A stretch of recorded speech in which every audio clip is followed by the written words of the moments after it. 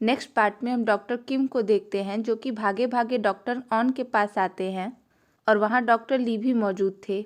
तो वो उन लोगों को प्रोफेसर चा के बारे में कोई बात बताते हैं जो कि हमें यहाँ नहीं पता चलती। और इधर हम प्रोफेसर चा को चेयरमैन के रूम में देखते हैं जहाँ की वो उनके रूम की काफ़ी तारीफ कर रहे थे कि यहाँ कितनी अच्छी हवा और रोशनी सब आती है। पर इतने बड़े कमरे में सिर्फ वही यहाँ रह रहे हैं तो उन्हें काफ़ी अकेला महसूस होता होगा। हालांकि प्रोफेसर चा ये सब इसलिए कह रहे थे क्योंकि वो भी चेयरमैन के साथ यहीं सेटल होना चाहते थे और चेयरमैन भी उनकी बात का मतलब समझ रहे थे। तो उनसे पूछते हैं कि क्या तुम्हारे रूममेट्स तुम्हें बुली कर रहे हैं। पर अब आखिर प्रोफेसर चा ये कैसे कह सकते हैं कि कोई उन्हें बुली कर रहा है। तो वो कूल बनते हुए कहते हैं कि ऐसा नहीं है, बस वो लोग दिन भर अपनी कोई न कोई प्रॉब्लम ही उनके पास लेकर आ जाते हैं। लेकिन फिर चेयरमैन उनसे अपने बारे में बात करने लगते हैं और उन्हें भी ये लगने लगा था कि उनकी प्रॉब्लम का कोई सोल्यूशन नहीं मिल पाएगा, क्योंकि जब प्रोफेसर चा जैसा जीनियस कुछ नहीं कर पाया तो बाकी लोग क्या ही कर पाएंगे।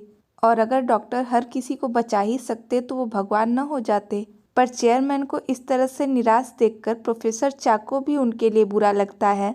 तो वो उनको भरोसा दिलाते हुए कहते हैं कि वो इस मामले की जड़ तक जाएंगे और ये पता लगा के रहेंगे कि उनके साथ ये किया किसने। लेकिन चेयरमैन को अब कोई उम्मीद नहीं थी। तो प्रोफेसर चा से कहते हैं कि ऐसा प्रॉमिस मत करो जो कि तुम पूरा न कर पाओ। वैसे भी तुम्हारे चले जाने के बाद यहाँ और भीड़ हो जाएगी। पर प्रोफेसर चा को समझ नहीं आता कि आखिर वो उनके कहाँ जाने की बात कर रहे हैं। तो चेयरमैन उन्हें बताते हैं कि आज उन्होंने अपने बेटे को फोन पर बात करते हुए सुना था कि प्रोफेसर चा की बॉडी को कहीं और भेजा जा रहा है।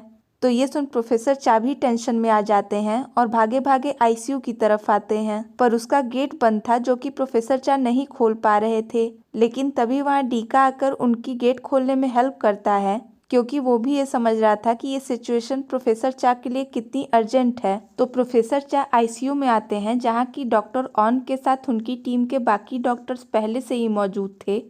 तो उन सबको यहाँ देखकर प्रोफेसर चा को दिल से खुशी होती है, क्योंकि उन्हें ये उम्मीद थी कि उनकी टीम ऐसा नहीं होने देगी।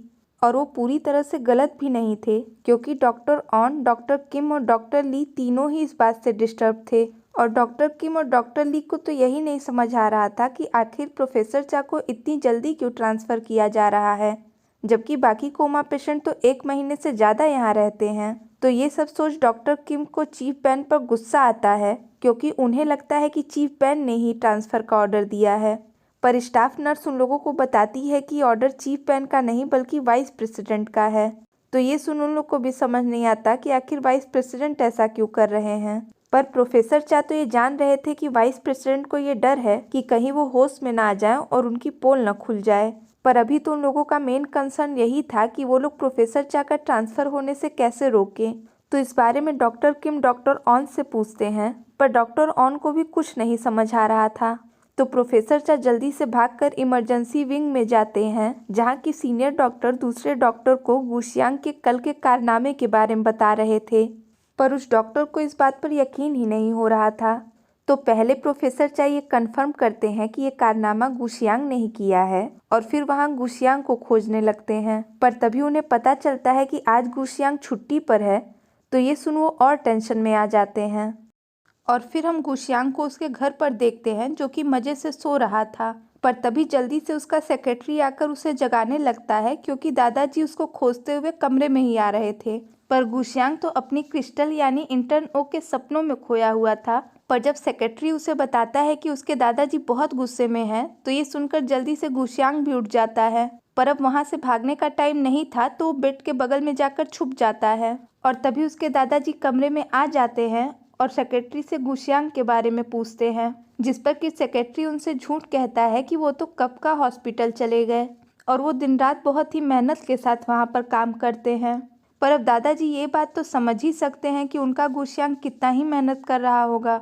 तो वो सेक्रेटरी को उस पर नज़र रखने को कहते हैं, क्योंकि वो नहीं चाहते कि वो अपने काम में जरा सा भी लापरवाही करे और अगर वो कुछ भी गलत करता है तो तुरंत उनको खबर दें। तो ये ऑर्डर देकर दादाजी वहाँ से चले जाते हैं। पर गुशियांग तो बेड के बगल में छुपा हुआ ही सो गया था। खैर इधर हॉस्पिटल में डॉक्टर ऑन वाइस प्रेसिडेंट से मिलने आते हैं, जो कि प्रोफेसर चा के ट्रांसफ़र को रोकने के लिए उनसे बात करने आए थे। पर अब वाइस प्रेसिडेंट को प्रोफेसर चा का यहाँ होना बॉदर करने लगा था और कॉन्फ्रेंस में जो कुछ भी हुआ अगर उसके बाद भी वो यहाँ रहे तो लोग उस मैटर के बारे में बातें करते ही रहेंगे। पर डॉक्टर ऑन उनसे कहते हैं कि अगर वो ऐसा करेंगे तो लोग इस बारे में और बातें करने लगेंगे। पर वाइस प्रेसिडेंट यहाँ गुस्सा दिखाते हुए डॉक्टर ऑन से कहते हैं कि मुझे ये जो भी करना पड़ रहा है उसकी वजह तुम हो। अगर तुम्हें जो काम दिया गया था वो तुमने सही से कर दिया होता तो मुझे ये सब करना ही न पड़ता। तो यहाँ हमें पता चलता है कि वाइस प्रेसिडेंट के साथ उस साजिश में शामिल तीसरा इंसान डॉक्टर ऑन ही है। और वाइस प्रेसिडेंट का रियल प्लान ये था कि वो इसका इल्जाम किसी रेजिडेंट डॉक्टर पर डाल देंगे।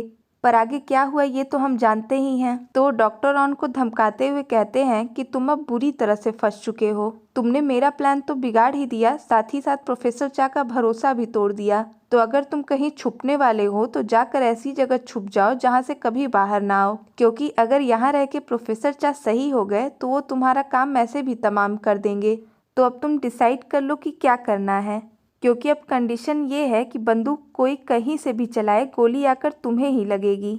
वैसे डॉक्टर ऑन प्रोफेसर चा को बचाना तो चाहते थे पर अभी वो कुछ नहीं कह पा रहे थे, तो वो वहाँ से चले आते हैं। पर वो काफ़ी डरे हुए थे।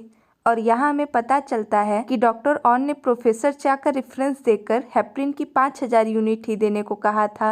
और गुशियांग के जाने के बाद डॉक्टर ऑन भी चेयरमैन के पास गए थे।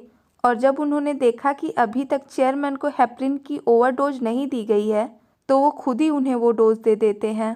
पर वो उस वक्त भी काफ़ी घबराए और डरे हुए थे। और इसी वजह से जब इमरजेंसी डिपार्टमेंट उन्हें प्रोफेसर चा की सर्जरी के लिए कॉल कर रहा था तो वो कॉल नहीं पिक करते। वैसे हमें ये तो नहीं पता चलता कि डॉक्टर ऑन ने वाइस प्रेसिडेंट का इसमें साथ क्यों दिया, पर उन्हें इस तरह रोता देख एजेंट ऑर्डेंस हमें ये जरूर लगता है कि वो ये करके खुश बिल्कुल भी नहीं है। लेकिन फिर वो किसी को कॉल करते हैं और ये सीन यहीं कट हो जाता है। खैर फिर हम डॉक्टर ली और डॉक्टर किम को देखते हैं, जो कि प्रोफेसर चा को यहाँ से जाने तो नहीं देना चाहते थे, पर भला वो रोकते भी कैसे, उनके पास कोई पावर भी तो नहीं थी। तो डॉक्टर किम गुशियांग को कॉल करने लगते हैं पर उसका कॉल नहीं पिक होता। और क्योंकि डॉक्टर ली अपने आंखों के सामने प्रोफेसर चा को जाते हुए नहीं देख सकते थे तो वो वहाँ से जाने लगते हैं। पर प्रोफेसर चा उन लोगों को यहाँ से जाने से मना करते हैं, क्योंकि अगर वो लोग चले गए तो उन्हें कौन बचाएगा। पर अब उनकी बात किसे ही सुनाई देने वाली थी, तो वो लोग वहाँ से चले जाते हैं। पर प्रोफेसर चा को अपने लिए इतना परेशान देख ईना, जो कि वहीं पास में ही डीका के साथ बैठा हुआ था, वो उन्हें टॉन्ट मारते हुए कहता है कि तुम इतना परेशान क्यों हो रहे हो। आखिर हॉस्पिटल को बेड की जरूरत है तो तुम अपना खाली कर दो, जिससे कि हॉस्पिटल ढेर सारा पैसा कमा सके। वैसे ईना ये क्यों बोल रहा है ये तो एजेंट ऑडियंस हमें भी पता है, पर अभी प्रोफेसर चा को ये सब होने से रोकना था तो वो जल्दी से सीनियर घोस्ट को खोजने चले जाते हैं। पर हर जगह खोजने के बावजूद भी सीनियर घोस्ट कहीं नहीं मिल रहे थे और यहाँ तक वो उस लेडी की बॉडी में भी नहीं थे। पर तभी वो चीफ बैन को देखते हैं, जो कि प्रोफेसर चा को आईसीयू से निकलवाने जा रहे थे। तो वो फटाफट आईसीयू की तरफ आते हैं, जहाँ की पहले से ही गुशियांग था, जो कि प्रोफेसर चा को बचाने के लिए उन्हें निकाल कर कहीं ले जा रहा था। तो ये देख प्रोफेसर चा भी हैरान होते हैं, क्योंकि उन्हें ये बिल्कुल उम्मीद नहीं थी कि उन्हें बचाने के लिए गुशियांग आएगा। तो वो उससे उसके प्लान के बारे में पूछने लगते हैं कि वो उन्हें लेकर कहाँ जाएगा। पर चीफ बैन को आता देख जल्दी से गुशियांग प्रोफेसर चा को लेकर वहाँ से जाने लगता है। पर इतने बड़े स्ट्रेचर को अकेले मूव करना काफी मुश्किल हो रहा था।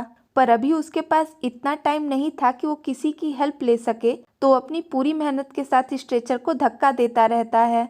लेकिन तभी वहाँ उस लेडी की बॉडी में सीनियर घोस्ट आ जाते हैं, जो कि गुशियांग को लिफ्ट तक पहुंचने में उसकी हेल्प करते हैं।